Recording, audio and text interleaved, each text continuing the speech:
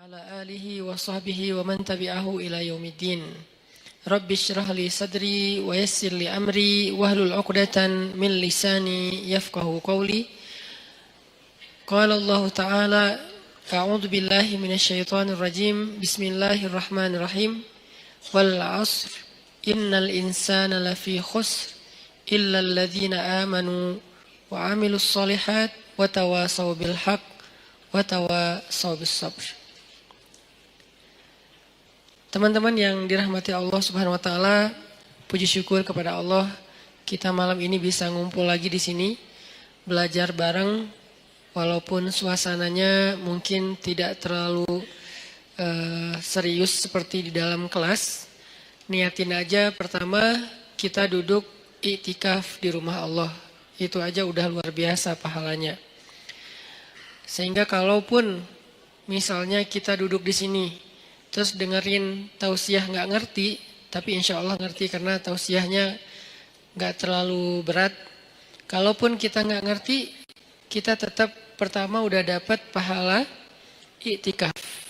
Dan iktikaf itu pahalanya kata Nabi, fadzalikumur ribat, seperti orang yang berjihad dengan adegan ribat. Ribat itu kalau di zaman Nabi mengepung benteng musuh dengan waktu yang lama, hari, minggu, bahkan kadang-kadang sampai 1 bulan. Kalau sekarang di Palestina, pasukan perjuangan pembebasan Palestina yang dikenal dengan nama Hamas, mereka ribat di terowongan-terowongan menunggu tentara Israel lewat, itu bisa berbulan-bulan sampai 1 tahun. Itu namanya ribat. Jadi berdiam diri sambil ngepung benteng musuh. Nah, itu salah satu adegan paling membosankan dalam jihad. Kalau ketemu musuh langsung itu jelas. Atau kalau misalnya serang-serangan itu jelas. Tapi kalau ini nungguin. Ngapain kok ditungguin? Kenapa dikepung? Karena salah satu strategi jihad di zaman itu adalah mengepung benteng supaya orang-orang di dalam benteng itu menyerah karena kehabisan stok makanan. Akhirnya mereka nyerah. Dan ini cara paling sedikit kerugian nyawa itu paling sedikit lewat ribat karena hampir tidak terjadi peperangan. Termasuk Nabi ketika terjadi perang Khandak atau perang Ahzab itu kan menggali parit ya di sekeliling kota Madinah. Nah, musuh datang ngepung sehingga kaum muslimin nggak bisa keluar untuk mendapatkan logistik. Nah, dalam masa pengepungan itu Allah Subhanahu wa taala mendatangkan angin yang kencang dan dingin sehingga akhirnya pasukan Abu Sufyan atau pasukan orang kafir itu harus meninggalkan pos mereka dan terbukalah jalur akses logistik untuk kaum muslimin. Itu disebut dengan ribat. Dan orang yang melakukan ribat ini terkenal dengan sabarnya. Orang yang melakukan ribat terkenal ahli ibadahnya. Karena kalau mereka dalam kondisi ribat, nganggur, apalagi main game, terus habis baterai, nggak bawa power bank, kan susah ya. Nah, sehingga orang yang ribat, itu dia nggak entertain. Entertain mereka itu ketika ribat apa? Tilawah. Entertain mereka ketika ribat apa? Sholat. Karena sholat buat mereka itu entertain, hiburan kalau bahasa lebih sederhananya. Soalnya Nabi SAW pernah bersabda, ketika mau sholat asar, Nabi bilang kepada Bilal, ya Bilal, arihna bis sholah. Wahai Bilal, istirahatkan kami dengan sholat. Jadi buat mereka sholat itu istirahat. Nah, ini namanya ribat. Yang mampu melakukan amal ini hanya orang-orang istimewa saja. Yang kekuatan sabarnya luar biasa. Dan ayat ribat itu ada di akhir surat Ali Imran. Ya ayyuhalladzina amanusbiru wasabiru warabitu. Rabitu ribat. Ya ayyuhalladzina amanus biru wasabiru warabitu. Dia level ketiga. Wahai orang yang beriman, bersabarlah. Kita aja masih di level ini nih, belajar sabar. Wasabiru, kuatkan kesabaran. Maksudnya apa? Ini untuk level kedua yang ujiannya nggak habis-habis. Kalau bersabar itu ujian pertama. Misalnya ujian sebutlah sakit. Itu isbiru. Udah sakit, nggak punya duit, wasobiru. Udah sakit, nggak punya duit, nggak ada yang perhatiin. Nah ini nih wasobiru nih. Jadi bukan hanya isbiru. Jadi kalau ada teman kita sakit, isbir, sabar ya gitu. Tapi kalau gue bukan cuma sakit fisik, tapi nah kalau udah masuk ke dalam lebih ini lagi tuh, berarti udah wasobiru. Berkali-kali terus saja diuji dengan ujian yang bertubi-tubi. Udah sakit, tadi ditinggalin orang yang dia udah sempat kegeeran, atau diharkosin, ya harapan kosong gitu kan, atau di teman-temannya pada cuek sama dia, nggak ada yang peduli, keluarganya jauh, nggak punya uang, dan segala macam bentuk ujian. Kalau udah terkumpul atau beruntun datang ke dalam kehidupan seseorang, maka kalimatnya wasobiru, kuatkanlah kesabaran. Ini level kedua. Di atas level yang kayak gini, yang ujiannya bertubi-tubi, ternyata ada level warobitu, ribat. Berarti ribat itu lebih daripada sabar dan kuatkanlah kesabaran. Kayak Nabi Ayub itu sabar atau kuatkan kesabaran? Kenapa? Karena ujian beliau bukan cuma sakit. Pertama sakit. Kedua, anaknya satu persatu meninggal. Setiap tahun meninggal satu, sampai habis semua anak beliau.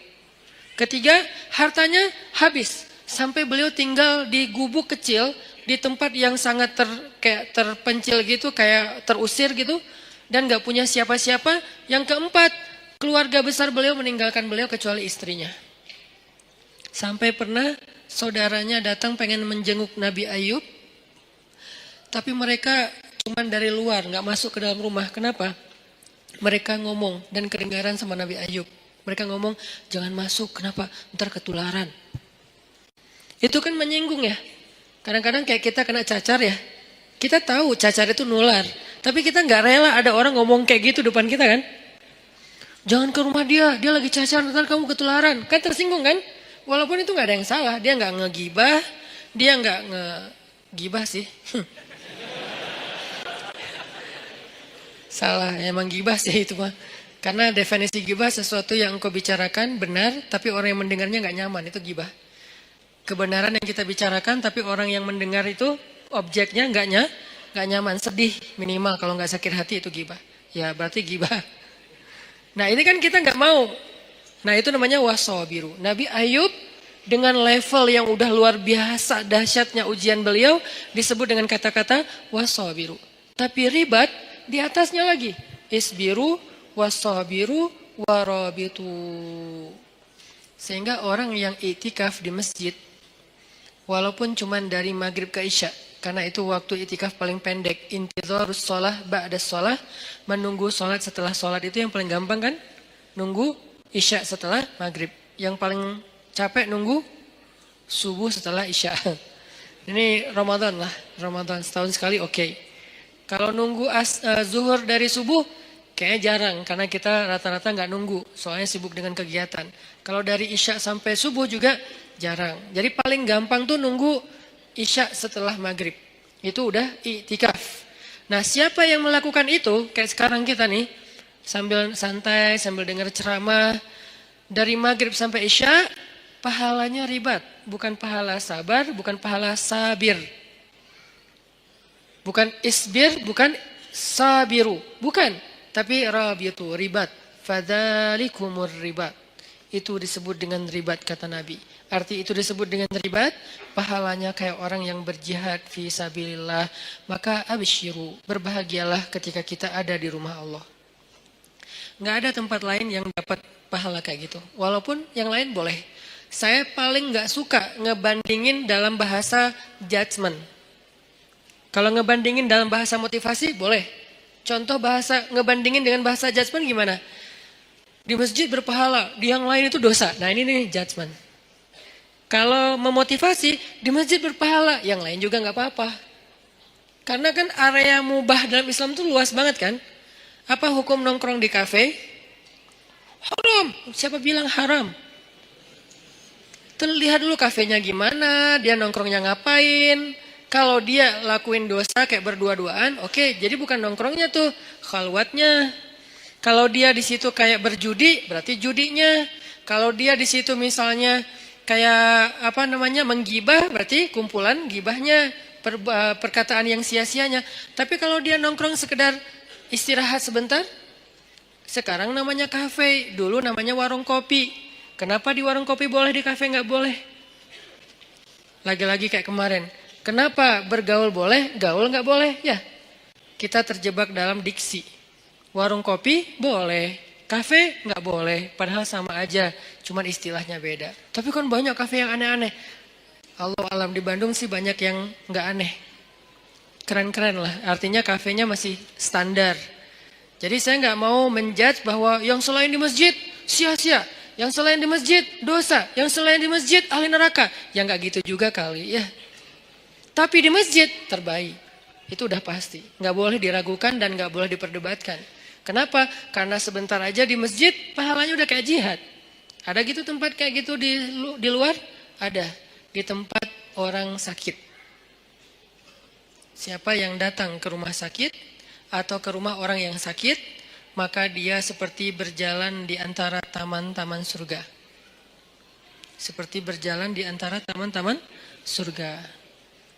Itu maksud Nabi itu sebaik-baik tempat di muka bumi itu masjid, maksudnya motivasi, bukan ngebanding-bandingin terus coret semua selain masjid, nggak gitu juga.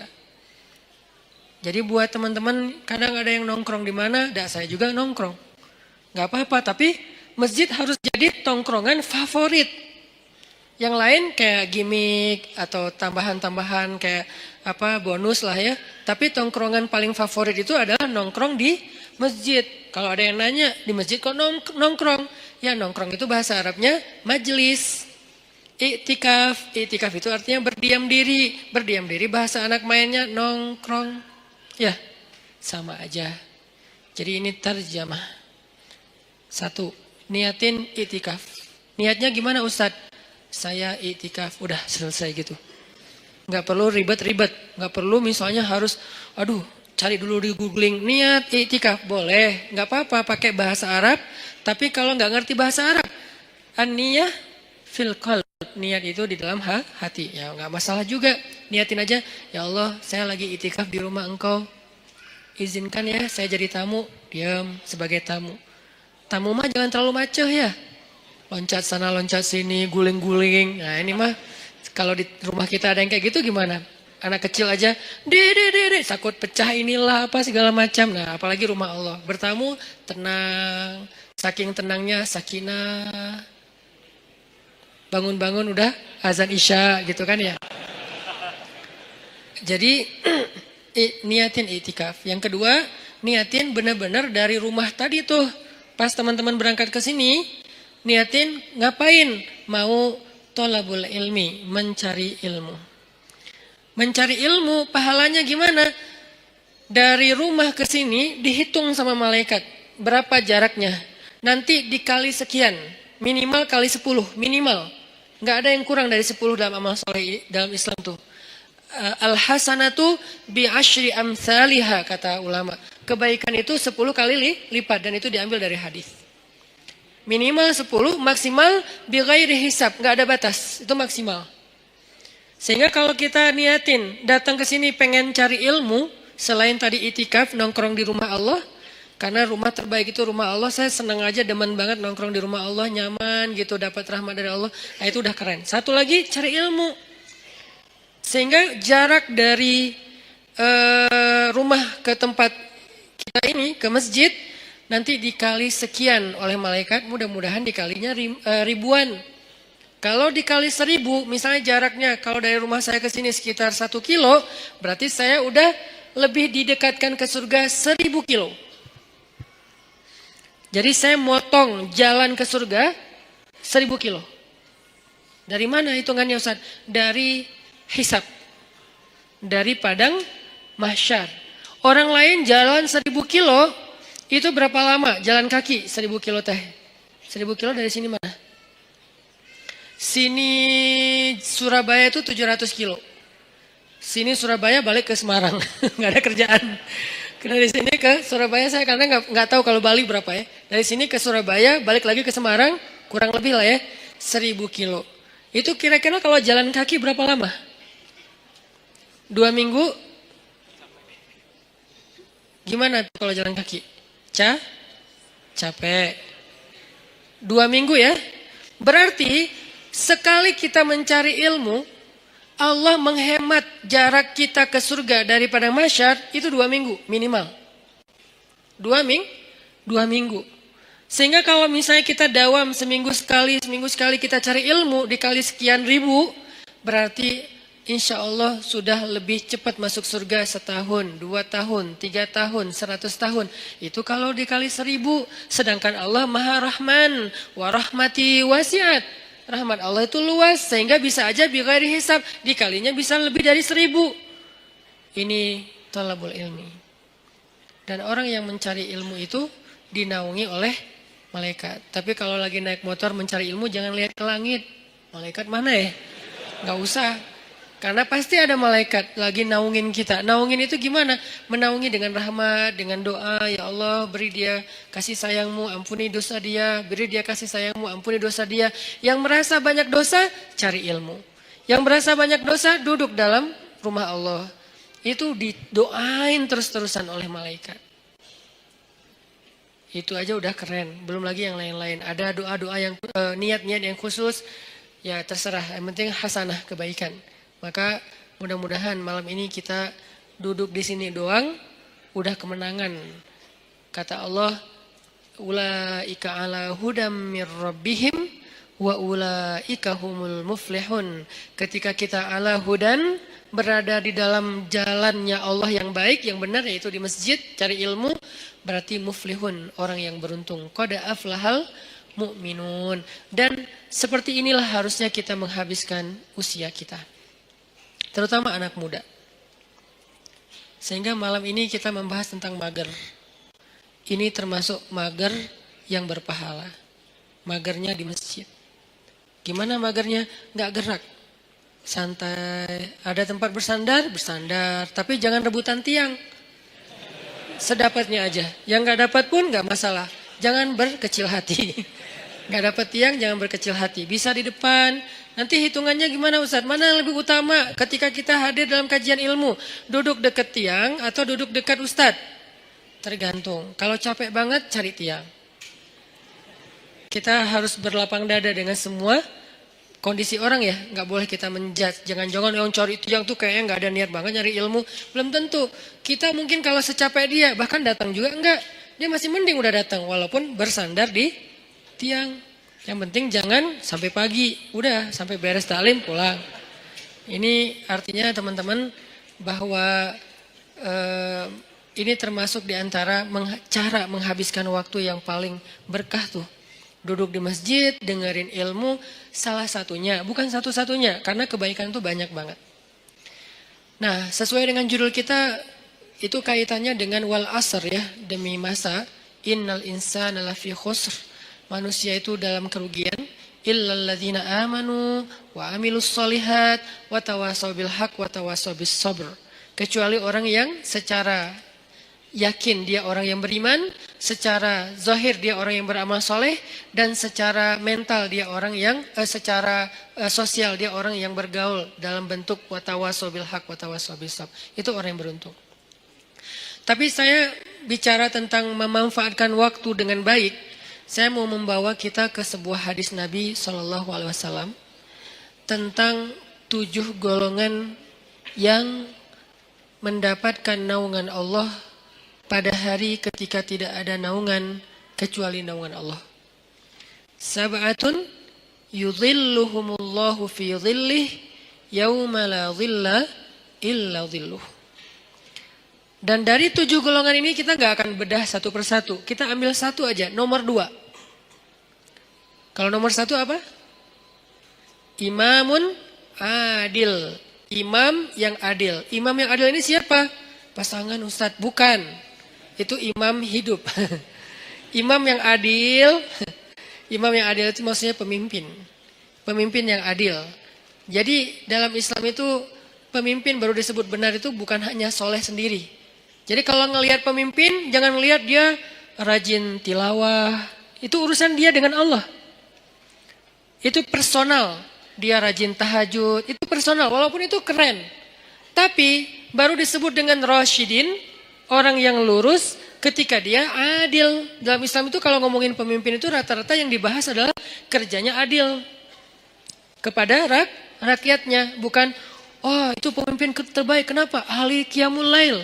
Bukan itu babnya. Kalau qiyamul lail bab abid, bab seorang yang ahli ibadah. Rajin tilawah, bab hafiz qari, bab orang yang menjaga Al-Quran. Bab apa lagi? Umrah, itu bab mu'tamir, orang yang memakmurkan Masjidil Haram. Tapi kalau babnya imam, amir, apalagi istilah yang lain, maka yang diambil dari dia itu adalah keadilannya. Apakah dia adil terhadap rakyatnya? Kenapa kok adil? Karena adil ini universal.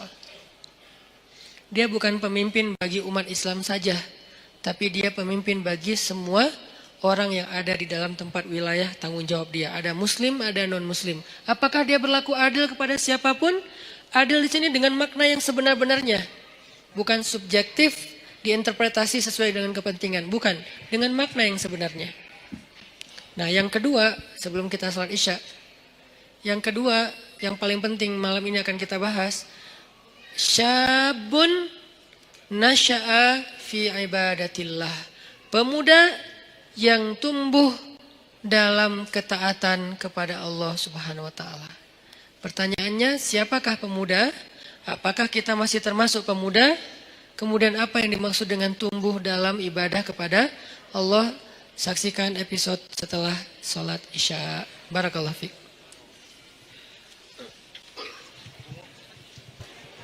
Bismillahirrahmanirrahim. Teman-teman semuanya yang disayang Allah Subhanahu wa taala. Tadi kita membahas tentang niat kita hadir ke sini, dan itu juga salah satu di antara amal solih dan kebaikan yang kita dapatkan hanya dengan sekedar duduk di masjid. Kalau kita lelah, istirahat di masjid. Kalau kita galau, mengadulah kepada Allah di dalam masjid. Kita punya masalah, mintalah pertolongan Allah di dalam masjid. Jadi masjid itu harus jadi tempat favorit kita. Sebagaimana firman Allah Subhanahu wa taala di surat At-Taubah, bahwa di antara ciri orang yang beriman adalah orang yang memakmurkan masjid. Ayat ini kemudian diperjelas dengan hadis, kalau kamu melihat seseorang itu bolak-balik ke masjid rumah, maka saksikanlah kalau dia itu adalah orang yang beriman. Kalau dia beriman, maka dia punya hak mendapatkan semua kebaikan yang Allah janjikan kepada orang yang beriman. Apa janji Allah untuk orang yang beriman? وَبَشِّرِ الَّذِينَ آمَنُوا وَعَمِلُوا الصَّالِحَاتِ أَنَّ لَهُمْ جَنَّاتِ. Allah janjikan untuk mereka jannat. Maka untuk mendapatkan jaminan memperoleh surga, jadikanlah diri kita punya ciri-ciri khasnya orang yang beriman. Salah satu di antara ciri khas orang beriman, dia senang ke masjid. Dia tidak perlu tinggal di masjid, tapi dia senang untuk datang ke masjid. Ini artinya bukan hanya sholat 5 waktu, mencari ilmu, sekedar istirahat, nongkrong, tilawah, sholat duha. Walaupun tidak ada keharusan sholat duha atau sholat sunnah itu di masjid. Karena emang ada sunnahnya sholat sunnah itu di rumah. Tetapi tidak masalah kita lakukan di masjid juga. Nanti di rumah ada bagian sholat sunnah-sunnah yang lain. Nah, berkaitan dengan judul kita mager pada malam ini, saya pengen ngangkat hadis tentang 7 golongan yang mendapatkan naungan Allah di padang mahsyar. Hari ketika nggak ada lagi naungan, arti nggak ada naungan, kita nggak akan nemu pohon di sana. Karena dalam konteks literasi Islam, yang disebut dengan naungan itu nomor 1 tuh pohon. kita nggak akan nemu pohon di padang mahsyar. Karena semua areanya satu bumi yang ukurannya 1000 kali lebih besar daripada bumi tempat kita tinggal sekarang. Dan namanya tetap bumi. Bumi mahsyar namanya. Kalau di akhir surat Ibrahim Allah nyebutnya Yauma tubaddalul ardu ghairal ardi was samawat.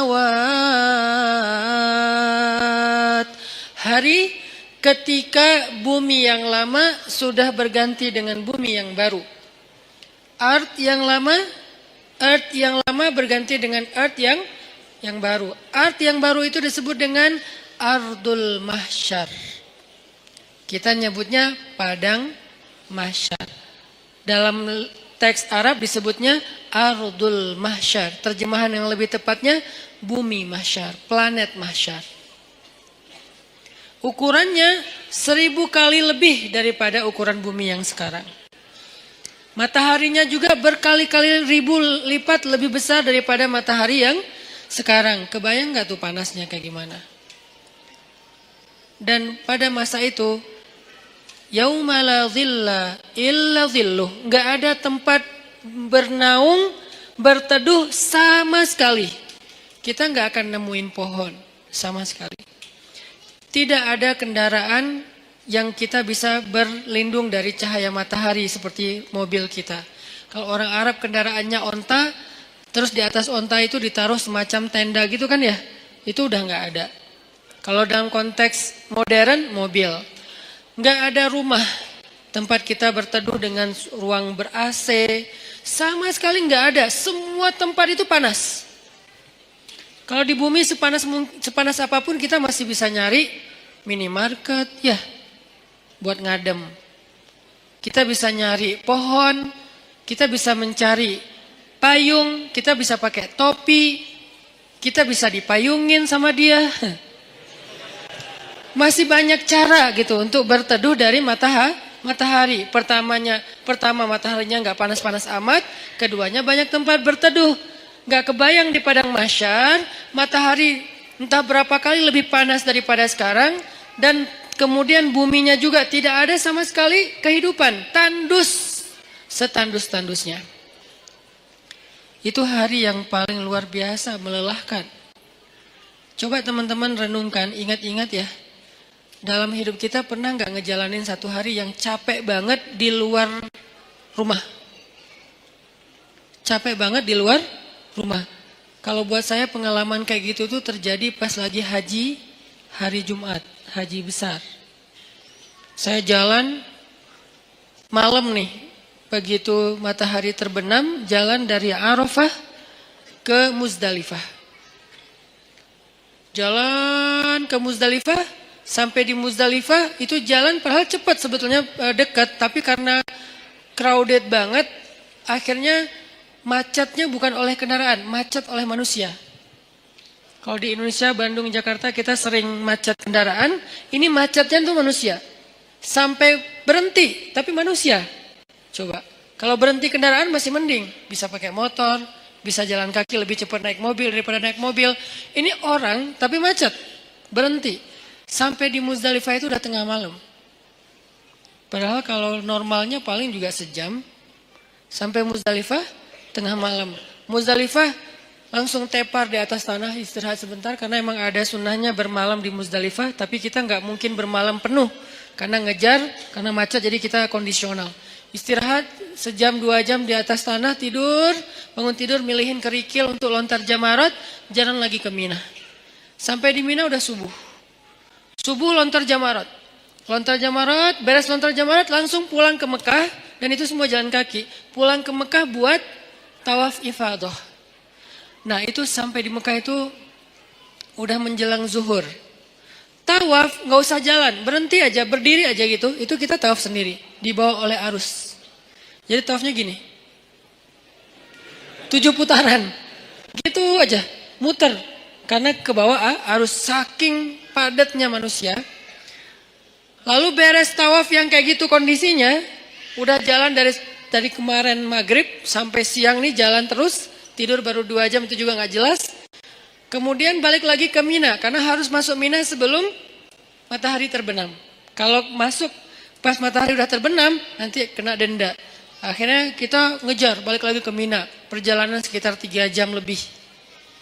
Itu adalah hari yang paling melelahkan dalam hidup saya di luar rumah. Dan padang mahsyar kalau dibandingkan dengan itu tuh bukan kerikil lagi, lebih kecil dari kerikil kepayahannya, nggak ada apa-apanya. Padang mahsyar lebih dahsyat dari itu. Jalannya bukan setengah hari kayak saya cerita tadi. Jalannya bisa 100 tahun, bisa 1000 tahun, bisa sekian puluh ribu tahun. Itu jauhnya benar-benar jauh. Nggak ada kendaraan, benar-benar nggak ada kendaraan. Nggak ada naungan, benar-benar nggak ada naungan. Tandus setandus-tandusnya. Itu yang disebut oleh Nabi, yauma la dhilla illa dhilluh. Nggak ada naungan sama sekali kecuali naungan Allah. Cuman satu-satunya tempat kita berteduh, nggak akan kepanasan, nggak akan kepayahan, cuman berada di bawah naungan Allah. Masalahnya cuman ada 7 komunitas yang masuk ke dalam naungan itu. Sisanya enggak. 7 komunitas ini pun ternyata saringan dari orang mukmin, saringan dari orang Islam. Jadi bukan masalah yang penting saya udah Islam, enggak. Dari orang Islam sendiri masih disaring lagi benar-benar yang spesial. 7 golongan kalau bahasa resminya, 7 komunitas, 7 geng kalau bahasa anak nongkrongnya, cuman ada 7 kelompok. Salah satu dari 7 kelompok itu, nomor 2-nya adalah syabun nasya'a fi ibadatillah. Pemuda yang tumbuh dalam ibadah kepada Allah atau dalam ketaatan kepada Allah. Pertanyaannya, apa definisi syab atau pemuda? Secara usia dalam Islam, pemuda itu usia di bawah 40 tahun. Itu syab. Secara status belum menikah. Kalau udah menikah Ustadz, udah bukan syab. Karena ujiannya nggak seperti yang belum menikah. Beda, saya pernah ngerasain. Berat.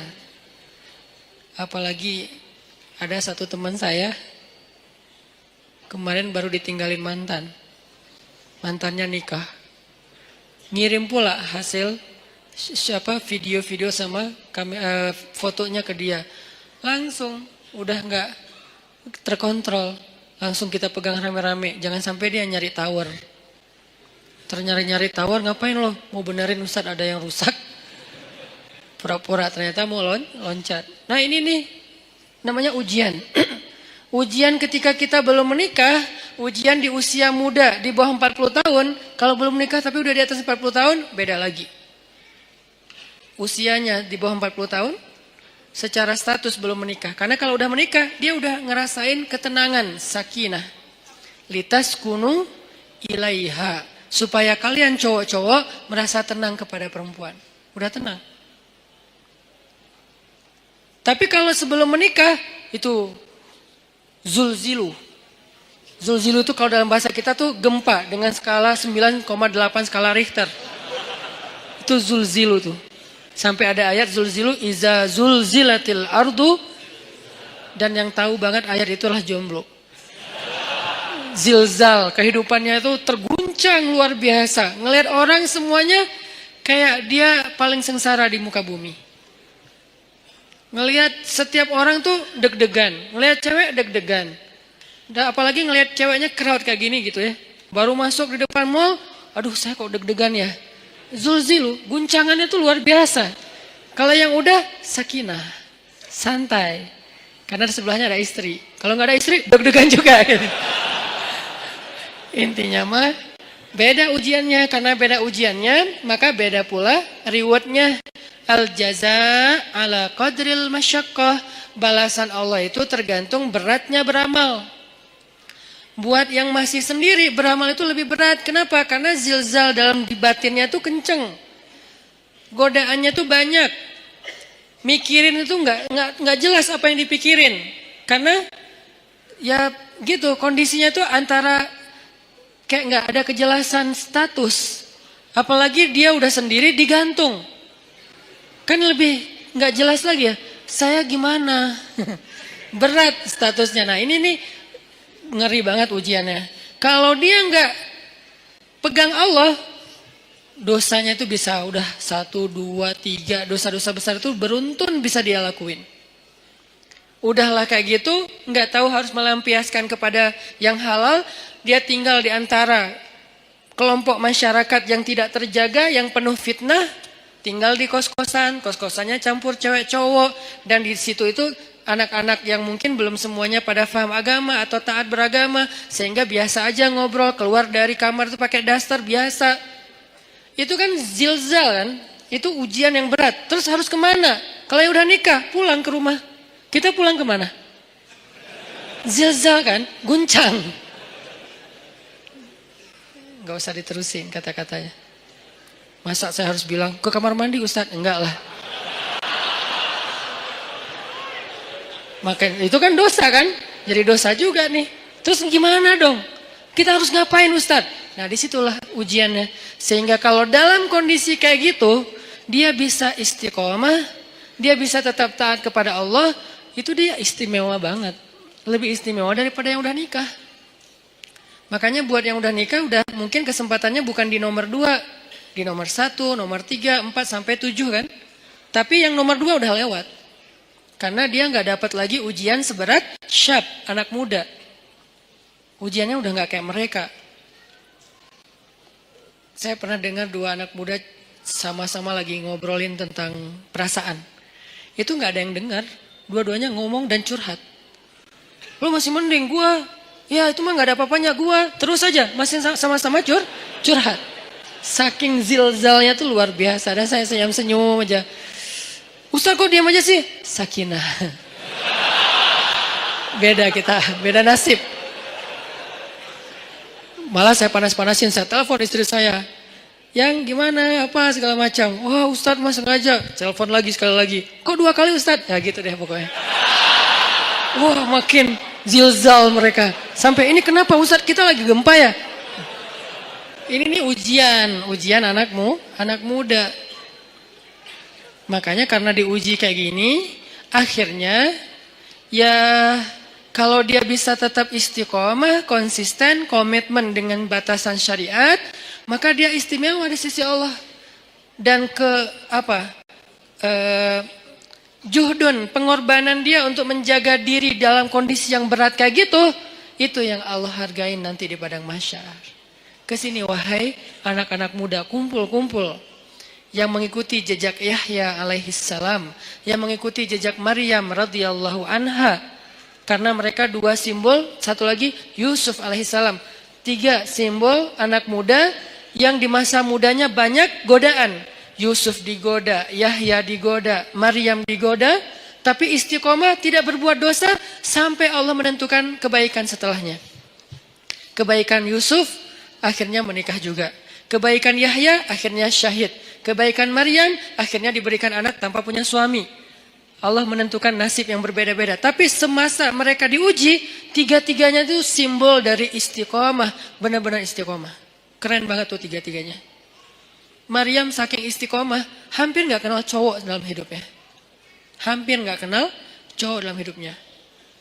Yusuf saking istiqomah, itu digoda sama cewek di dalam ruangan. Dan ceweknya itu bukan cewek biasa. Bukan hasil editan pas ketemu kok beda. Enggak. Ini cewek benar-benar cantik. Enggak diedit. Emang benar-benar cantik. Dan insya Allah semua ada di sini. Daripada mereka tiba-tiba pulang satu persatu ntar ya. Kok sepi di atas? Sebel sama Ustadz. Ini cewek benar-benar cantik. Cantiknya itu diakui. Jadi kayak Miss Mesir lah. Bertahun-tahun dia dapat piala Miss Universe malah, bukan Miss Mesir lagi. Itu cantiknya cantik beneran. Sampai direkam kecantikannya di dalam banyak riwayat. Dan dia udah nutup pintu, manggil Yusuf ke kamar, beresin kamar kotor. Datang aja Yusuf dengan polosnya. Bawa kemoceng, bersih-bersih.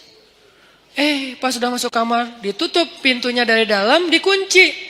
Ceweknya datang ke Yusuf, itu cewek ditaksirin, dikecengin semua orang cowok-cowok yang ada di Mesir. Semua berandai-andai seandainya saya jadi suaminya, Yusuf sekarang ada di dalam kamar berdua sama cewek itu. Yusuf juga bukan cowok biasa. Semua cewek se-Mesir juga, seandainya saya istri Yusuf, seandainya saya. Jadi dua nih selebgram Mesir. Maksudnya semua orang tertarik kepada mereka, saking keren-kerenah. Cowoknya keren, ceweknya kerenah, dua-duanya keren lah. Ini dua orang yang keren nih berkumpul di satu ruangan, dikunci, dan ceweknya tuh rawadathu. Rawadat itu ngegodain. Gimana Ustaz? Nggak usah diimajinasikan. Cukup kayak gitu aja pokoknya. Dipanggil mungkin, tapi nggak sampai berbuat dosa ya. Dipanggil atau ya kesini wahai Yusuf, aku mencintaimu. Nggak ada siapa-siapa, kamu nggak usah khawatir. Aku akan rahasiakan apa yang terjadi hari ini di sini dan segala macam.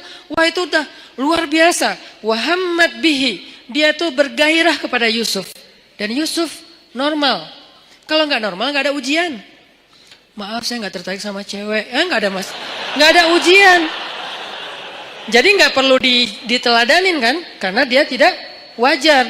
Tapi Yusuf ini normal. Apa dalil bahwa Yusuf normal? Wahamma biha.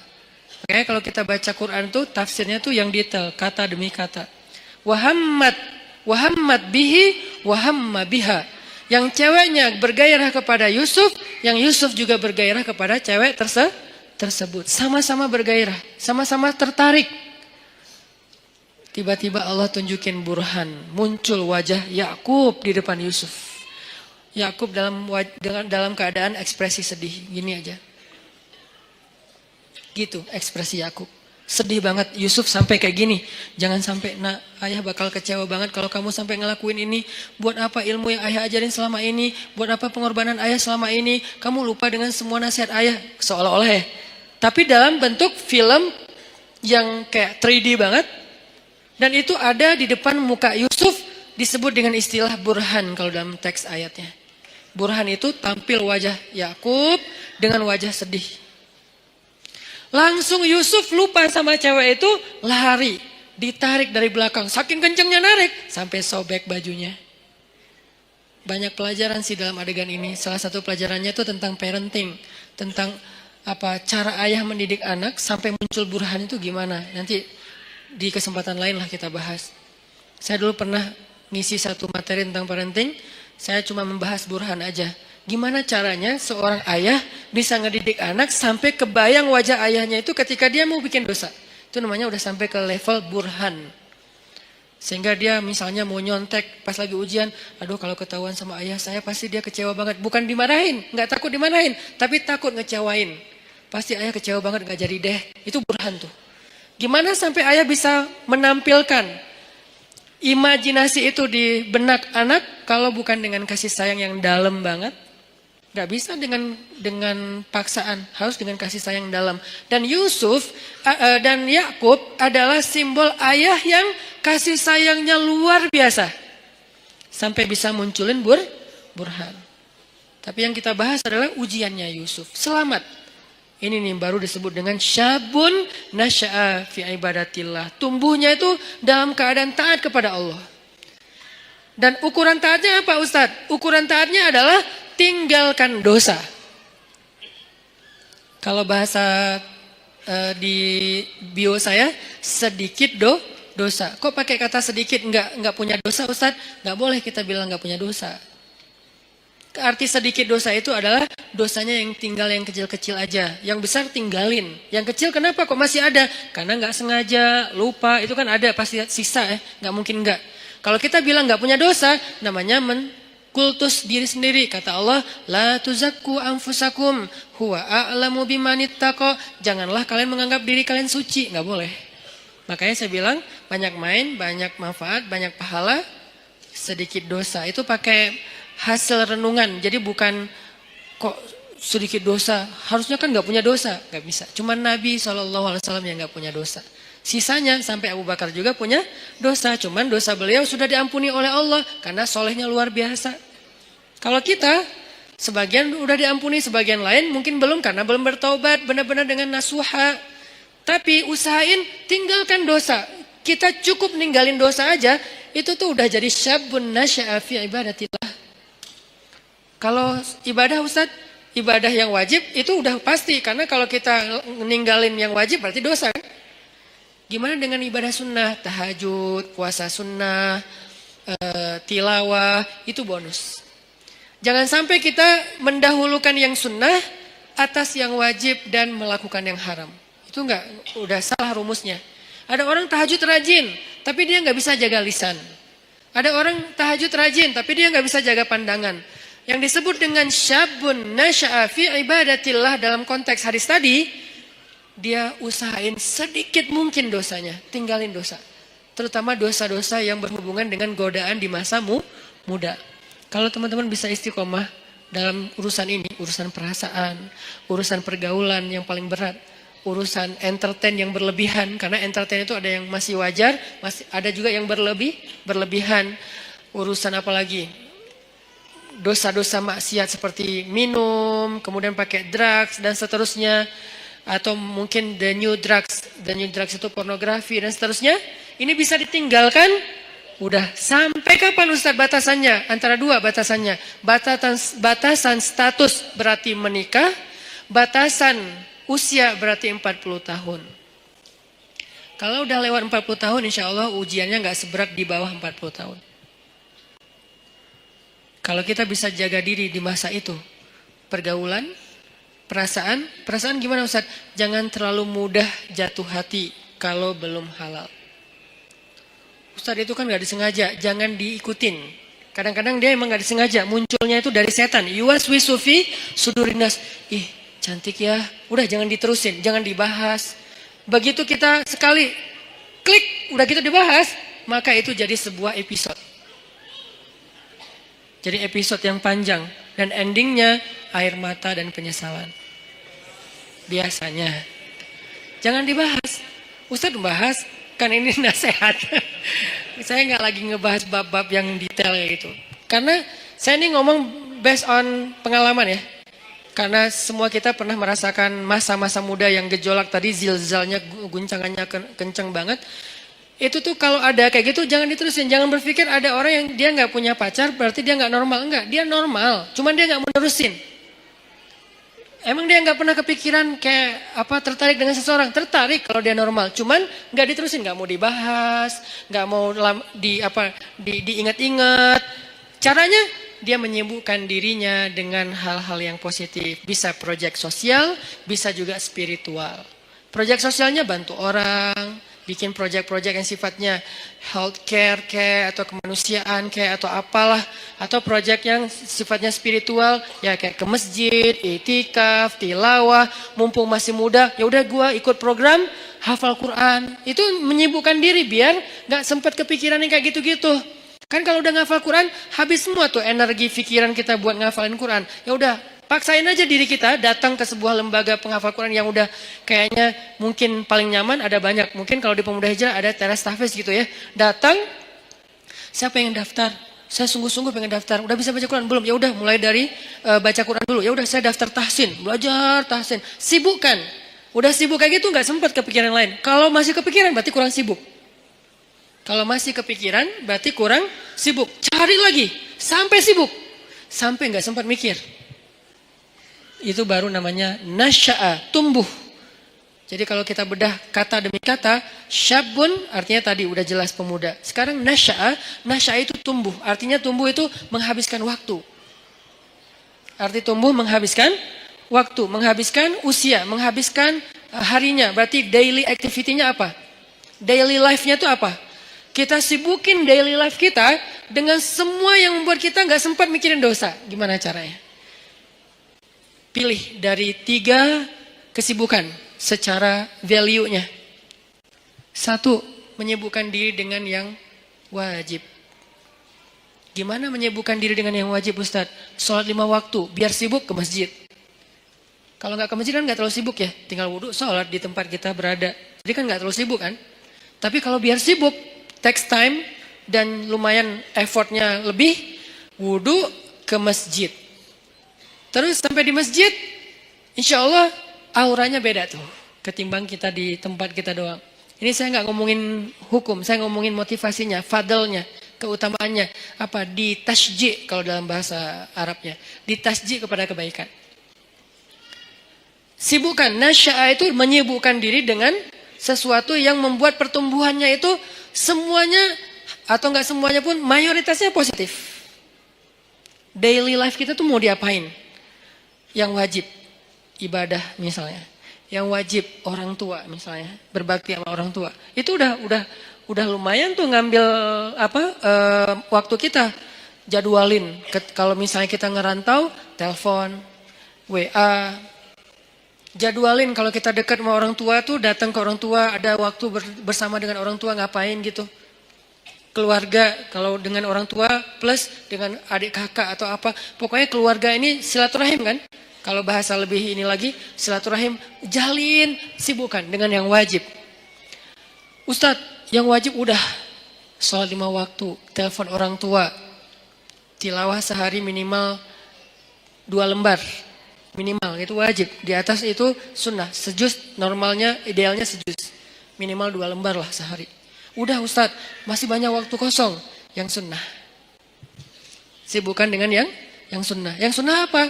Ya tadi kalau ibadah yang sunnah sifatnya sholat sunnah, puasa sunnah, tilawah tambahan dari target 2 lembar, apalagi zikir. Ustadz, nggak semua yang sunnah saya sanggup sekaligus. Karena kan kita nih bukan orang yang keren-keren amat ya Ustadz. Oke, nggak apa-apa. Nggak, yang wajib 10%. Oke? Yang sunnah 20%. Masih sisa berapa? 70%. Habiskan buat yang mubah, boleh. Karena yang wajib dalam kehidupan kita kan nggak banyak kan sebetulnya. Yang sunnah lebih banyak dari yang wajib. 20%. Atau yang wajib 20%, yang sunnah 30%. 50%-nya mubah. Arti mubah apa? Enggak berpahala, tapi juga enggak dosa. Dia enggak berpahala, tapi juga enggak dosa. Emang boleh Ustaz? Ya boleh lah. Makanya Islam itu luas. Syumuliyatul Islam. Orang banyak ngebahas Islam itu dari sisi satu bab doang nih. Parsial banget. Wajib aja. Jadi seolah-olah Islam itu cuma ada satu kata. Harus. Itu doang. Atau 2. Harus dan haram. Udah. Jadi hidup kita tuh kayak berat banget ya. Harus ya. Kalau nggak haram ya. Nggak ada pilihan. Karena yang dibahas dari Islam itu parsial banget. Cuman bagian kecil. Sementara ada bagian yang begitu luas dalam kehidupan kita 24 jam. Itu nggak dibahas. Yang dibahas yang wajib. Ke masjid. Tapi kan kita nggak tinggal di masjid kan realitasnya. Gimana kalau kita udah selesai sholat. Ngapain lagi Ustadz? Nah berarti kita bahas bab mubah. Mubah, nggak dosa, nggak berpahala. Apa? Entertain, ketemu teman, nongkrong, tapi nongkrongnya dijaga. Atau yang lebih positif dan tetap dia mubah, main itu dalam kalau bahasa saya maksudnya itu olahraga ya. Cuman kita kalau nyebut olahraga kesannya kayak berat gitu kan, kayak ada beban. Main aja lah, tapi yang penting berkeringat itu olahraga sebetulnya. Cuman main. Kenapa disebut main? Biar sesuai dengan hobi. Jangan dipaksain harus nge-gym semua. Nggak semua orang senang nge-gym, cari treadmill mungkin mahal. Ya udah, lari aja keliling komplek. Kalau perlu nanti kita mudah-mudahan di masjid kita ke depan ada banyak tempat shower kayak di bandara yang ultimate, yang di Terminal 3 kan ada tempat shower tuh. Kalian ke masjid mah lari aja. Jalan kaki minimal. Sampai di masjid udah siapin handuk kecil, kalau mau jangan pakai handuk. Bawa kanebo. Tapi kanebo yang bagus ya. Bukan kanebo pas digosok gini kulitnya nempel di kanebo atau kanebonya nempel di kulit misalnya. Kanebo yang bagus ya. Karena itu paling praktis kalau ini saya tahunya dari teman. Kalau ke laut gitu kan kita sering mandi tuh, habis berenang, mandi, habis main air, mandi pastinya. Kalau bawa handuk nggak sempat kering, udah mandi lagi tuh. Akhirnya kita bawa kanebo yang bagus, beli di salah satu tempat yang terkenal teh. Nah, terus pakai kanebo ke masjid sama baju kaos ganti yang biasa lah ya, sama parfum apa misalnya kesukaan kalian. Nah mandi itu segar banget loh, sholat maghrib habis olahraga habis mandi kan keren ya, segar banget. Di masjid disediain shower buat cowok-cowok buat mandi, ceweknya nggak usah lari.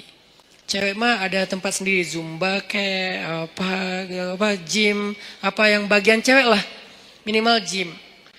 Ini olahraga main mubah, tapi dia bisa menjaga kita dari dosa. Jadi yang menjaga kita dari dosa itu bukan cuma astagfirullah.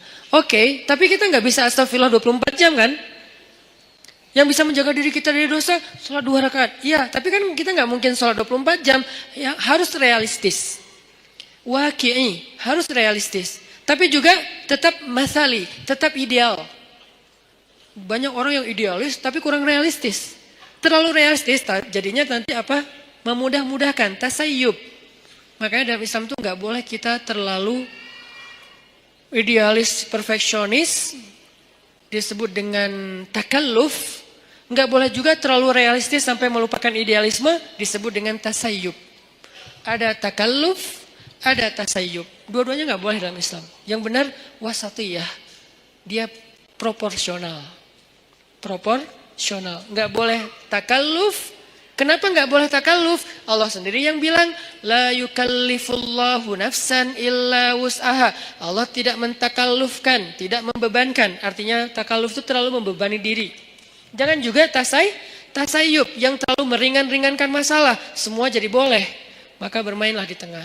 Di tengah di sini maksudnya bukan terombang-ambing, bukan, proporsional. Yang wajib dilakukan, tapi kan tetap nggak mungkin 24 jam wajib.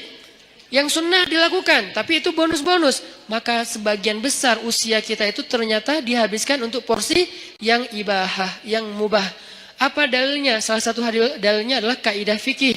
Al-aslu fil asya ibahah. Dasarnya segala sesuatu adalah boleh. Dasarnya segala sesuatu adalah boleh. Berarti habiskan. Nasya'a, tumbuhnya, itu dalam hal-hal yang dibolehkan Allah. Tapi juga bukan berpahala. Dan juga tidak berdosa. Gak apa-apa. Olahraga, nyalurin hobi, ke bengkel kayak ngulik mesin atau apa. Kalau cewek lebih ke apa skillnya cewek apa mungkin. Skill cowok apa, life skillnya dibangun terus. Supaya dia ketika nanti jadi punya pasangan, life skill dia itu bermanfaat untuk pasangannya. Kalau cewek, life skill seorang cewek yang lebih identik itu apa? Life skill seorang cowok itu lebih identik itu apa misalnya? Kita belajar life skill, itu mubah. Dan dulu sahabat, banyak yang mengasah sisi life skill mereka dengan berdagang, dengan bertani.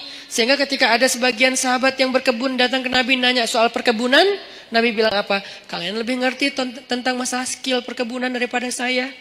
Karena itu urusan dunia. Udah kalian ulik aja sendiri. Saya cuma ngasih batasan, jangan curang, jangan apa, batasan nilai. Tapi secara teknis kalian lebih ngerti. Udah aja kembangin. Yang seneng komputer, belajar startup digital. Sekarang lagi era startup.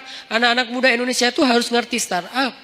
Supaya dia dominan, eksis di dunia digital. Supaya enggak terus-terusan jadi orang yang ikut program orang, ngedownload. Tapi harusnya dia bisa bikin orang ngedownload program dia yang hobinya di komputer. Yang hobinya apalagi kembangin produk-produk aplikasi sosial media yang versi yang lebih lebih ketimuran atau apalah istilahnya supaya dipakai karena itu sesuatu yang chance-nya besar loh di zaman sekarang. Banyak hal yang bisa kita kembangin. Itu maksudnya nasya'ah, tumbuh. Arti tumbuh itu dia punya sesuatu yang semakin bermanfaat dari dirinya untuk orang lain, growing. Secara skill dia growing, secara mental dia growing, secara fisik dia growing, tumbuh. Maryam alaihissalam tumbuh. Sehingga Allah menyebutnya dengan istilah apa? Di surat Ali Imran. Fataqabbalaha rabbuha biqabulin hasan wa ambataha nabatan hasan. Wa kaffalaha Zakaria. Allah menerima Maryam dengan penerimaan yang baik. Menerima di mana? Untuk punya kamar di Masjidil Aqsa. Yang tadinya nggak boleh perempuan punya ruang di Masjidil Aqsa menurut tradisi Yahudi. Bukan agama Yahudi, tradisi Yahudi. Kalau agama langit dari dulu laki-laki dan perempuan itu sama-sama dihargai. Ketika agama ini mulai dirubah, maka nilai ini juga berubah. Sampai orang Yahudi bukan lagi punya agama, punya tradisi. Bukan punya syariat, tapi punya kepercayaan. Tradisi orang Yahudi di masa Nabi Zakaria dan Maryam, cewek itu nggak boleh sholat di masjid. Jadi kalau ada yang bilang Islam itu tidak mengangkat kehormatan perempuan, berarti dia nggak ngerti Al-Quran. Dia nggak belajar sejarah, dia asal ngomong. Banyak orang asal ngomong sekarang tuh. Kalau kita belajar Al-Quran, sejarah gimana Al-Quran itu sangat mengangkat harga diri perempuan. Itu banyak banget ceritanya. Salah satunya Maryam. Maryam itu mendobrak tradisi Yahudi loh, yang sekarang dielu-eluin, di Tomorrowland bendera Israel itu berkibar dengan begitu tinggi kan ya. Paling banyak bendera di Tomorrowland kan bendera Israel kan. Kita lihat di mapnya pesawat, rata-rata pesawat internasional, nggak ada Palestina, adanya Israel. Dan saya sangat tersinggung. Karena yang benar adalah Palestina.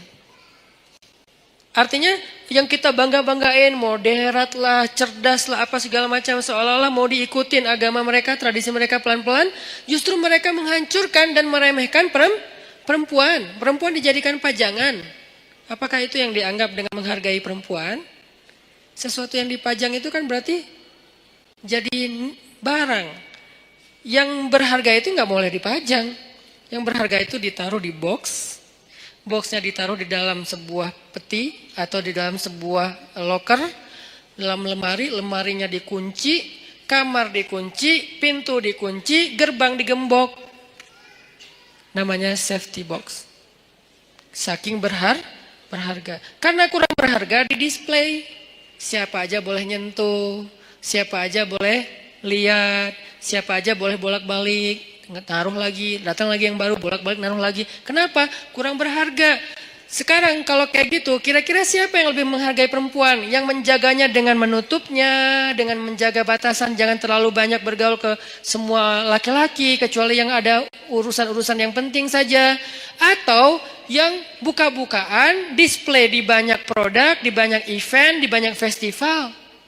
Mana yang lebih menghargai perempuan? Kalau mau dilihat dari sisi realitasnya. Baca nanti sejarah Maryam. Maryam tuh mendobrak tradisi Yahudi. Yang tadinya perempuan ditolak di masjid. Masjid Al-Aqsa. Ditolak. Datang Maryam dibawa oleh Zakaria. Rame tuh di antara rabi-rabi Yahudi. Orang-orang pemuka agama Yahudi debat. Wahai Zakaria, kamu sudah mencoreng tradisi nenek moyang kita. Mana pernah di Masjid Al-Aqsa ini ada perempuan. Mereka lupa bahwa agama ini berasal dari seorang laki-laki yang punya istri, yang punya anak perempuan, yang punya ibu. Manusia biasa yang tidak jauh dan tidak bisa lepas dari kehidupan seorang perempuan. Mana pernah di Masjid Al-Aqsa itu ada perempuan dan gak boleh perempuan itu rendah. Gak boleh dia sama dengan laki-laki. Itu tuh doktrin Yahudi loh. Perempuan itu rendah sehingga dia tidak boleh diberikan hak yang sama dengan laki-laki. Perempuan itu hina, jadi nggak boleh masuk ke masjid yang mulia. Laki-laki doang yang mulia dan boleh masuk. Itu tradisi Yahudi sebelum datangnya Maryam. Datang Maryam, Allah takdirkan namanya pun Maryam. Dan tahu arti Maryam? Khadimah. Maryam itu artinya pelayan masjid. Itu arti Maryam.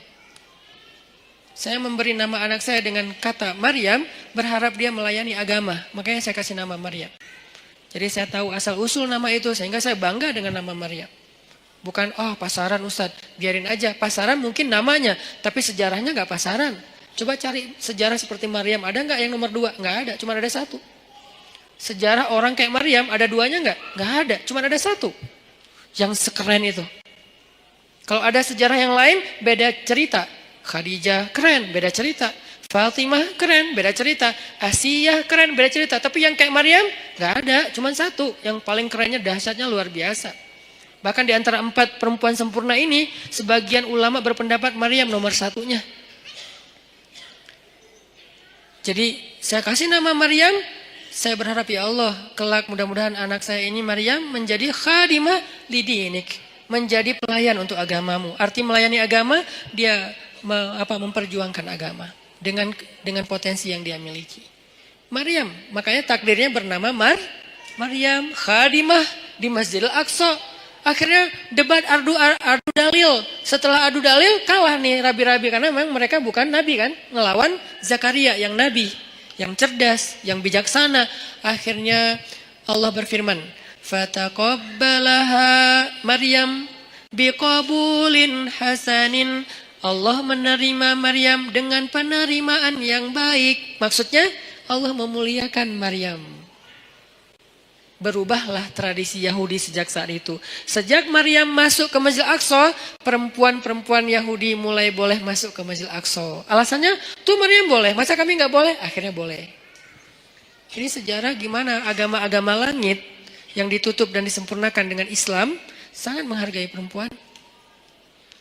Tapi kan banyak laki-laki muslim tidak menghargai perempuan. Itu namanya human error. Bukan sistemnya yang error. Bukan syariatnya yang error. Orangnya yang error. Dan dia tidak mewakili Islam. Dia mewakili dirinya sendiri. Akhirnya Maryam tinggal di situ. Lalu ada kalimat wa ambataha nabatan hasana. Lalu dia tumbuh di sana dengan pertumbuhan yang baik. Nah, ini yang berkaitan dengan tema kita. Tumbuh dengan pertumbuhan yang baik. Bisa nabata, bisa nasya'ah. Kenapa untuk Maryam pakai kata nabata? Malam ini agak sedikit banyak ngulas tafsir ya. Kenapa Maryam pakai kata nabata tidak nasya'ah? Sedangkan hadis tentang pemuda tadi nasya'ah, tumbuh. Kalau Maryam nabatan wa ambataha nabatan hasanan. Kenapa nabata? Karena Allah pengen menghargai Maryam dengan istilah apa? Tumbuhnya pakai istilah bunga. Bunga itu nabata. Makanya jadi bahasa Indonesia nabati. Tumbuh-tumbuhan. Kan saya dulu ngajar bahasa Arab. Lumayan lama. Jadi saya tahu banget bahasa Indonesia itu banyak banget nyerap dari bahasa Arab. Sehingga kalau kita mau bilang anti Arab segala macam, kita lupa sejarah tentang berdirinya negara dan terbentuknya bahasa kita sendiri. Bahasa kita itu dibentuk oleh ulama. Buktinya banyak bahasa Arab di dalam bahasa kita. Banyak banget, 80%-nya bahasa Arab. Bahkan bahasa Sunda sebagiannya bahasa Arab. Ya, kalau saya pergi ke Kalimantan tuh saya bilang, kalian tahu nggak Katulistiwa itu bahasa apa? Bahasa apa Ustaz? Sanskerta? Bukan, bahasa Arab. Khatul istiwa. Khat artinya garis, istiwa artinya lurus. Garis lurus yang membentang di bumi. Kita nyebutnya bukan khatul istiwa, katulistiwa. Karena kita nggak bisa bilang kha, jadilah ka. Katulistiwa. Kita nggak boleh lupain sejarah. Cuman ini nggak perlu jadi perdebatan. Karena di sini nggak ada ruang debat, saya sampaikan. Tapi di sosmed saya nggak mau ngomong kayak gini. Debat, nggak penting. Tapi ini bagian dari taskif kita. Nabatan. Allah tuh pengen menghargai Maryam, maka disebut dengan nabatan. Bahasa kita nabati, artinya tumbuh-tumbuhan. Tumbuh-tumbuhan di sini artinya bunga. Maryam itu kata Allah, kamu itu bunga wahai Maryam. Kamu itu bunga. Makanya fitrah perempuan senang bunga. Jangan kasih kaktus tapi. Kan bunga Ustaz. Jangan. Atau jangan juga yang bunga apa yang di Bengkulu teh? Rafflesia. Keren ya? Emang keren, tapi bukan untuk dihadiahin ke cewek. Kamu, kenapa sih kamu? Enggak, ini bunga buat kamu. Aduh kok gini sih? Nah, bunga namanya juga bunga bangkai. Jangan kasih bunga, ya apalah. Tapi boleh yang asli, boleh yang sintetis. Biar nggak layu. Ini buat kamu, kok yang kayak gini sih? Kan ini nggak asli. Biar nggak layu, seperti cinta aku. Oh ya, cinta aku nggak ori, tapi dia nggak layu-layu sih. Apaan sih nggak jelas. Jadi maksud Allah pakai kata nabatan, menurut tafsir Allah tuh menghargai Maryam, makanya pakai bahasa Maryam itu kayak bunga tumbuh dengan mekar, dengan baik, itu Maryam. Tapi korelasinya dengan pembahasan kita, Maryam itu tumbuh dan tumbuhnya dalam bi'ah solihah namanya. Apa arti bi'ah solihah? Lingkungan yang baik. Berarti pelajaran kedua tentang tumbuh yang bisa nanti dapat naungan di padang mahsyar, biar kita termasuk orang yang gak mager adalah cobalah cari bi'ah solihah, carilah lingkungan yang baik. Kalau gitu kita gak boleh gaul sama orang yang gak baik, boleh. Tapi kita jadi ada dua, ada kebutuhan kita, ada lebih ke share-nya kita. Kita kalau mau sharing, mau giving, mau berbuat baik, cari orang yang belum baik untuk kita ajak baik bareng. Tapi kita sendiri juga belum baik-baik amat. Sehingga kita butuh yang mengajak kita lagi nih. Semua orang saling mencari dua itu tuh. Satu project untuk dia beramal soleh dengan mencari teman-temannya yang belum hijrah, ajak hijrah. Tapi kalau gaulnya sama itu doang, lama-lama kita lemah. Cari juga bi'ah solihah yang bisa ngajak kita, yang bisa ngingetin kita. Watawasau bil haq, watawasau bis sob. Bi'ah solihah namanya. Cari pertemanan. Gimana cari? Ini lebih ke teknis ya. Gimana cara cari teman yang bisa jaga iman kita? Karena kata Nabi, almar'u ala dini khalili, seseorang itu agamanya tergantung temannya. Cari, serius nyarinya, kepoin. Jadi kalau belum halal nggak usah nyari orang yang mau dipacarin, mending cari orang yang mau disahabatin. Sahabatnya dunia akhirat, yang nanti di padang mahsyar dia nanya kita, ya Allah, kemana sahabat saya yang dulu ikut talim bareng? Kemana sahabat saya yang sering ngingetin tahajud? Kemana sahabat saya yang ini? Kata Allah, dia di pintu neraka. Bentar lagi mau masuk tuh. Ya Allah, saya bersahabat karena engkau dengan dia di dunia. Selamatin dia, boleh gak saya tarik dia supaya gak masuk neraka? Ya Allah, saya selamatin. Boleh, cari aja. Langsung dia kejar ke neraka. Nyari secepat mungkin dia ke pintu neraka. Ngomong ke malaikat, dia sahabat saya yang ini di mana orangnya? Itu tuh bentar lagi mau dimasukin. Sini, jangan masuk dulu. Akhirnya dikeluarin. Ada apa? Kamu sahabat saya? Iya, kita kan dulu bareng ke TSB. Emang masih disebut Ustaz istilah-istilah kayak gitu? Masih. Apa yang kita rasain di dunia itu masih kita sebut. Dan gak diganti istilahnya loh. Kita masih ngomong kayak gini banget kita ngomong. Kita kan Rabu malam sering ikut talim bareng kan? Iya. Dan seringnya kita di depan halaman kan? Iya. Kenapa? Karena kita nungguin yang lain pulang nanti kita boncengin bayar. Boleh lah. Yang penting dia pernah ke masjid bareng. Ya udah, terus apa gimana nih?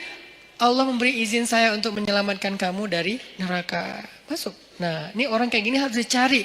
Dia tuh nemenin kita di dunia dan akhirat loh. Lebih penting daripada pacar. Kecuali pacar halal.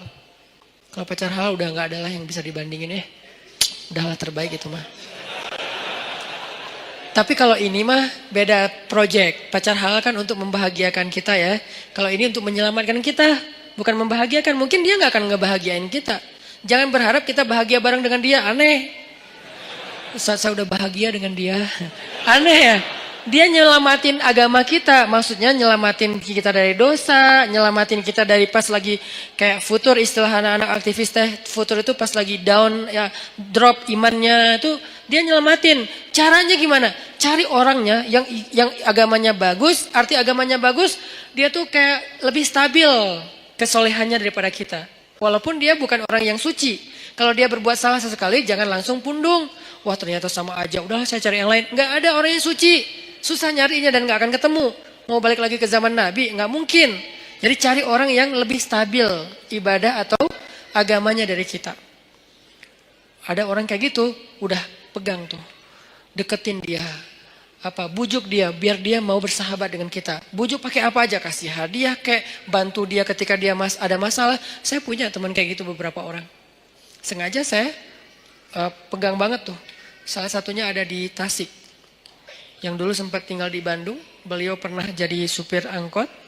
Kemudian ketemu saya di Masjid Al-Latif.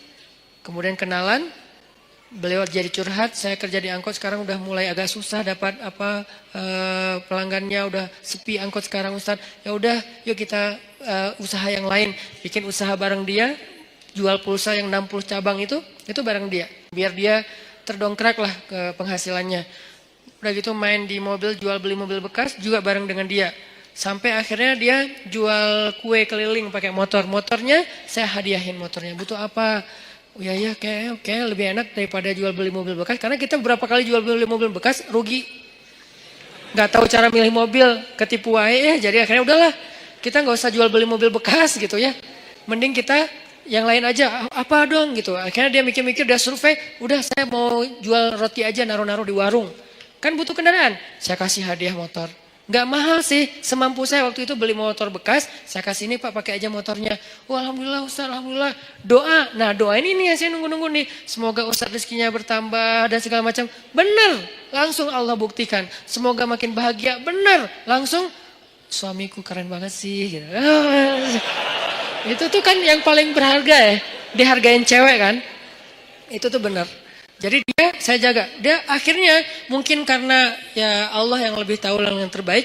Akhirnya dia nggak sukses juga tuh bisnis roti. Pindahlah balik ke kampungnya karena anak istrinya di Tasik. Dia di Bandung kan kasihan ya. Ketemunya cuma 2 minggu sekali. Akhirnya udahlah Pak ke Tasik aja nanti di sana butuh apa saya support. Di Tasik dia jual sayur pakai motor yang tadi saya kasih. Terus mau buka warung, bantuin buka warung. Kenapa? Saya pengen dia ingat saya. Setiap kali dia punya masalah. Sehingga kelak ketika saya punya masalah di akhirat, dia yang akan bantu saya. Di dunia, kalau dia punya masalah, saya bantu dia. Di akhirat, saya punya masalah, dia bantu saya. Itu prinsip saya tuh. Karena saya tahu ibadah dia. Dia pernah nginap di rumah saya waktu masih di Cimahi. Kan rumah saya tuh di tengahnya ada courtyard, courtyard. Maksudnya ada ruang terbuka gitu. Ruang terbuka di belakang baru ada kamar buat tamu. Jadi biar nggak nyampur dengan ruang utama. Jadi tamunya bebas, istri bebas di rumah. Jadi nggak harus pakai hijab terus. Nah malam nih jam 1 malam saya bangun ke dapur dengar orang nangis di belakang. Ngeri kan? Jam 1 malam dengar orang nangis. Ngeri banget kan ya? Itu horor banget loh. Tapi berhubung waktu itu saya penasaran, saya buka pintu dapur, saya ngeliat pelan-pelan, saya buka. Nih pokoknya kalau ada yang aneh gue tendang nih. Buka pelan-pelan udah siap-siap gitu kan. Ternyata dia lagi sholat di courtyard, di ruang terbuka itu. Karena ternyata hobi dia itu sholat di ruang terbuka emang. Tahajud. Dia lagi sholat, nangis dalam sholatnya. Gini. Dan saya berharap pas dia nangis itu, dia nyebut nama saya. Itu kan yang paling berharga kan. Karena mungkin buat dia, saya paling berkesan dalam hidup dia. Sering nolongin, sering jadi hero lah. Sehingga dia pasti nyebut di dalam doa itu yang saya harapin. Saya ngintip, Masya Allah. Nah ini berarti ini orang nih harus saya pegang nih. Saya tolong dia di dunia nih, biar dia tolong saya nanti di akhirat. Sampai, ini minggu depan saya niat mau ke Tasik lagi, mau ngasih dia hadiah karena anaknya mau nikah. Mau ngasih hadiah yang istimewa, biar dia ingat saya. Nanti pas di padang mahsyar saya berharap, ya Allah, itu usahanya di mana? Itu tuh masih nggak jelas tuh. Siapa tahu mungkin nasib saya nggak jelas, Allah alam, tapi mudah-mudahan enggak sih ya. Tapi kan kita nggak tahu ya, nggak boleh terlalu sok kegeeran juga kan. Oh saya kan ustadz, udah nggak butuh lah yang gitu-gitu. Siapa bilang? Emang ustadz udah paling suci? Teman-teman aja nggak tahu aib-aib kita karena Allah menutupi aib. Jadi tetap aja nggak boleh kegeeran, tapi juga jangan putus asa main di tengah tadi. Jangan kegeeran sok soleh, jangan putus asa merasa nggak ada apa-apanya di tengah. Berjuang untuk lebih soleh, tapi wajilat wa qulubuhum wajilah, hati mereka tetap khawatir, tetap takut. Nah, saya berharap minimal saya ada garansi nih.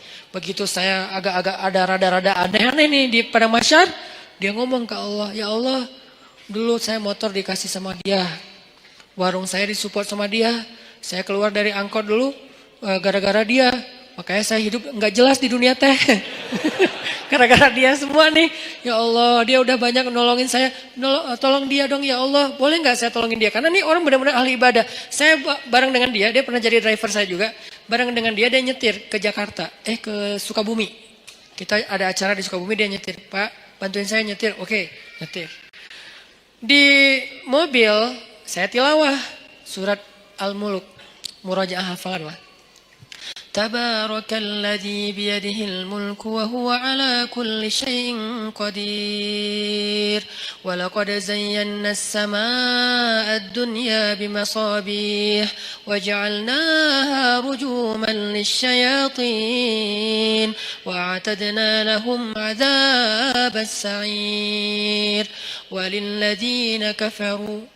وللذين كفروا بربهم عذاب جهنم وبئس المصير. Itu yang lagi nyetir nangis terisak-isak. Saya aja yang tilawah nggak nangis. Kan aneh kan? Pas yang lihat, aduh nangis juga. Masa saya yang baca nggak nangis, dia aja yang dengerin nangis gitu kan? Cepet banget air matanya berlinang. Berarti kan hatinya bersih. Berbaik sangka ya. La nuzaki ahadan Allah. Kita nggak menganggap seseorang suci di depan Allah, tetapi kita berbaik sangka. Hatinya bersih, lebih bersih dari saya. Makanya dia lebih mudah nangis daripada saya. Sabar banget sama anak-anak tuh, megang banget dia, luar biasa pokoknya. Nah ini nih saya pegang nih orang nih, nggak boleh jauh. Butuh apa? Saya support. Butuh apa? Saya harus punya kelebihan sedikit harta biar kalau ada dia butuh apa-apa saya pasti ngasih. Cuman itu yang bisa saya lakukan. Karena kalau fisik nggak bisa bantu dia fisiknya lebih kuat. Kita bikin mukhayyam tuh di Ciwidey, bikin mukhayyam anak-anak pemuda hijrah. Becek-becek, kita lagi berhenti istirahat dulu mau bangun tenda, dia bangun sendiri tuh. Dia cangkul semuanya. Pokoknya nih kita nyebutnya dia itu ini istilahnya tuh Hulk. Kayak Hulk tenaganya, kuat banget. Malam di gunung, di Leweng, kita lagi kemah-kemahan gitu nggak jelas. Malam-malam jam 1 malam kan kita mau tahajud nih. Turun ke sungai kan. Yang pertama di sungai udah mandi tengah malam tuh dingin-dingin di Ciwidey dia. Datang-datang. Kita yang lain tunggu teman. Baru turun ke sungai bareng. Jangan sendiri-sendiri gitu kan. dia mah kita lagi nunggu yang lain, bangun. Pura-pura ngebangunin teman, padahal nggak berani turun. Bangun. Udah mau jam 1 bentar lagi qiyam. Bangun. Pas kita udah pada bangun, dia datang. Hah, Pak, kok segar banget? Habis mandi Ustaz. Di mana? Di sungai. Ustaz saya anterin. Saya pura-pura gengsi gitu dong ya. Nggak usah, bisa sendiri gitu. Tapi dia maksa, saya curiga. Sampai sekarang saya tahu kenapa dia maksa nganterin saya. Karena dia baru ngelihat sesuatu di bawah. Makanya dia maksa, dia khawatir. Dia sayang banget sama saya, dia kayak khawatir gitu. Jangan, ntar Ustaz diganggu atau apa. Ustaz saya anterin. Nggak usah Pak, nggak usah. Udah Bapak, kan udah selesai wudhu kan. Ya udah, tahajud aja duluan. Saya nyusul, saya bilang. Nggak usah. Dalam hati saya, anterin dong. Ngeri nih. Kan itu tengah hutan. Siapa tahu ada yang lewat putih-putih. Ayat kursi saya hilang. Tiba-tiba hafalan saya apa ya? Udah hafal lupa gitu kan. Aduh ngeri banget gini. Pak Ustaz saya anterin. Nggak usah. Anterin. Akhirnya maksa dia duluan. Dia pas saya wudhu di bawah di sungai itu dia kayak was-was banget. Saya perhatiin kok dia was-was gini ya. Terus pas kita udah naik, yang lain pada datangnya rame-rame. Jadi dia udah rame tuh. Besok-besoknya saya tanya. Dia bilang udah gak apa-apa Ustaz, gak apa-apa. Tapi saya yakin sampai sekarang dia pasti ada sesuatu. Makanya dia maksa banget. Gak pernah dia ekspresinya kayak gitu. Karena saya kenal dekat sama dia. Tapi dia gak pernah sekuatir itu sama saya. Ini bukan nakut-nakutin ya. Tapi emang menakutkan sih, ngeri. Jadi maksudnya teman-teman intinya adalah itu tuh cara kita nyari bi'ah solihah. 1, 2, 3. Kalau ada 40, targetnya 40. Kenapa 40 Ustaz? Hadis. Kalau seseorang meninggal dunia disolatkan oleh 40 orang solih, dijamin terbebas dari azab kubur, api neraka, pasti masuk surga. 40 dengan kualitas kayak dia, itu gak gampang loh nyarinya. Bukan 40 orang, 40 orang soleh. Yang solehnya secara zahir kita lihat. Dan kita gak bisa ngelihat yang batinnya. 40 orang. Mulai dari 1, 2. Dan orang kayak gitu tuh jangan cuma kenal. Kalau cuma kenal, nanti di akhirnya juga cuma kenal. Kamu kenal? Kenal. Gitu doang. Sampai bersahabat, sampai dia sayang sama kita. Makanya saya tuh walaupun dia udah di Tasik, kalau di rumah ada apa-apa, saya bilang, Pak, saya mau pindahan. Oh iya Ustaz, subuh dia datang tuh. Saya pernah tuh mobil saya, dia benerin rem. Cuman dia karena mungkin dia kayak otodidak ya, salah ngebenerin remnya. Malah ngelok gitu. Dia benerin rem mobil saya, karena sebetulnya saya bisa naruh di di yang resmi ya, dealer resmi. Cuman karena saya kayak ngerasa pengen nyari alasan buat ngasih ke dia. Saya gak mau ngasih dia tanpa ada kerjaan biar menghargai dia kan. Jadi saya kayak udahlah rem mobil aja deh. Cari-cari apa nih yang bisa diinin. Pak beneran rem mobil udah habis, udah aus gitu kan. Cari dia sama dia rem mobil. Sebenarnya rugi buat saya karena kenapa? Lebih bagus di dealer kan. Cuman kayak sayang aja gitu sama dia. Benerin. Saya pikir ya aman-aman aja nih. Karena dia orang kuat banget. Saya pernah mobil yang dulu yang kita jual beli mobil. Mobilnya mesinnya turun mesin. Kebayang gak turun mesin? Itu ngerjain sendiri. Satu pakai dongkrak, satu pakai tangan. Satu sebelah sana pakai dongkrak, sebelah sini pakai tangan. Sebelah kiri turunin mesin. Itu tuh orang benar-benar Hercules tuh. Sebelah sana, karena dongkraknya cuma ada satu pakai dongkrak, sebelah sini ditahan pakai tangan, turunin pelan-pelan mesinnya pakai tali gitu, udah turun, dipasang lagi pakai baut. Itu sebelah tangan semua dikerjain sama dia. Itu ngeri banget tuh orang. Jadi kalau saya mau bantu dia dari fisik nggak mungkin. Saya bantu dia dari doa, dia doanya lebih panjang. Saya bantu dia mungkin hanya sedikit dengan kebutuhan finansial dia. Akhirnya saya bayarin, dia benerin rem mobil. Ternyata salah masang. Saya jalan di jembatan Surapati tuh ngelok. Tuk gitu, tiba-tiba ngelok. Untung bukan di tol. Kalau di tol kan bisa ngejungkir kan. Untuk kecepatan ya sekitar 60 atau 40 gitu ngelok. Ngelok di atas jembatan. Saya telepon, Pak ini remnya kenapa ya? Dia di Tasik. Malam jam 9 malam. Pak ini rem kenapa kok bisa ngelok gini? Aduh Ustaz salah, kayaknya ada yang salah. Saya sekarang ke Bandung. Dia mau ke Bandung aja tuh naik motor. Beneran jam 11 malam udah di Bandung. Padahal saya bilang jangan saya panggil montir aja datang ke tempat saya biar dibenerin di sini atau diderek deh. Jangan. Ya udah ditutup telepon tetap datang. Jam 11 malam datang. Ada apa lagi saya kejadian di sini tuh. Ini buat saya kenapa saya yakin banget megang dia. Ada apa aja dia datang, subuh-subuh datang. Jam 2 malam datang. Kalau di dunia aja kayak gini dia belain saya, gimana di akhirat? Supaya dibelain segitunya, kita harus modal dikit lah. Modalnya apa? Bisa modal dengan tenaga kita, dengan perhatian kita. Kalau ada kelebihan rezeki, dengan rezeki kita. Apa aja deh, pokoknya modal. Dapat 1. Saya baru dapat 3. 3 apa 2 lah. Pokoknya kurang dari 5 lah. Orang kayak gitu. Yang udah mau care banget sama saya di dunia. Dan saya berharap nanti kayak gitu care dia buat saya di akhirat. Kumpulkan 40 orang. Kalau bisa dapat, begitu kita meninggal, saya yakin insya Allah kalau nggak ada halangan yang darurat banget, saya meninggal nih, dia pasti datang dari Tasik sholatin saya. Dan saya berharap ada 40 orang kayak dia sholatin saya. Mudah-mudahan di antara orang itu adalah semua teman-teman yang ada di sini. Aman lah udah akhirat saya tuh. Mungkin ada 1.000 orang, 2.000 orang yang sholatin kita. Pasti ada 40 orang mudah-mudahan ya yang soleh banget. Ya udah aman udah. Nggak ada azab kubur insya Allah. Dikubur tenang-tenang aja. Kiamat kapan ya? Kiamat kapan ya? Gitu. Karena orang yang baik amalnya kan pengen cepat kiamat kan. Di dunia kan pengen lama. Kiamat sudah dekat. Jangan ngomong gitu ah. Kalau di kubur, please ya Allah, tiup sangkakalanya, pengen cepat gitu, pengen masuk surga. Ini namanya bi'ah solihah, mencari pertemanan yang baik. Kayak gitu teknisnya. Yang terakhir, fi ibadatillah. Kalimat fi ibadatillah ini artinya dalam hal yang tidak berbuat dosa. 1, pemuda yang banyak godaan, yang penting istiqomah. Yang kedua, cari lingkungan, tumbuh. Kita habiskan waktu kita dengan hal yang positif, walaupun gak harus semuanya wajib dan sunnah. Dan yang ketiga, ibadah kepada Allah itu tingkatin. Kayak tadi, sibukkan diri kita. Sampai gak sempat mikirin dosa, sibukin. Apa yang bisa bikin kita sibuk? Yang menyenangkan gak apa-apa, tapi yang bukan dosa. Sibukin dengan ketemu teman, sibukin dengan misalnya ngerjain hobi, sibukin dengan olahraga, sibukin dengan main-main yang bermanfaat, sibukin dengan geng, sibukin dengan proyek sosial, naik lagi levelnya sibukin dengan Al-Quran, sibukin dengan ibadah. Pokoknya sibukin diri kita sampai gak sempat mikirin yang macam-macam. Itu baru namanya syabun nasya'a fi ibadatillah. Mudah-mudahan dengan gitu kita udah gak mager lagi insya Allah. Barakallahu fikum. Semoga semua yang ada di sini, teman-teman yang soleh dan solehah, kelak di padang mahsyar kita saling kenal, saling memanggil, dan saling menyelamatkan, saling menolong. Dan insya Allah semua kita termasuk di antara golongan yang Allah sebutkan orang yang mendapatkan naungan Allah di hari ketika tidak ada naungan kecuali naungan Allah. Allahumma inna nas'aluka ilman nafi'a wa qalban khashi'a wa amalan saliha wa rizqan halalan tayyiba. Allahumma ansuril Islam wal muslimin. Allahumma ansuril muslimina fi Palestin. Allahumma ansuril muslimina fi Suriah. Allahumma ansuril muslimina fi Yaman. Allahumma ansuril muslimina fi Rohingya. Allahumma ansuril muslimina fi kulli makan. Allahumma wahid kalimatal muslimin wa wahid sufufal muslimin wa alif baina qulubil muslimin. Allahumma ja'alna minas salihin. Rabbana atina fid dunya hasanah wa fil akhirati hasanah wa qina azabannar.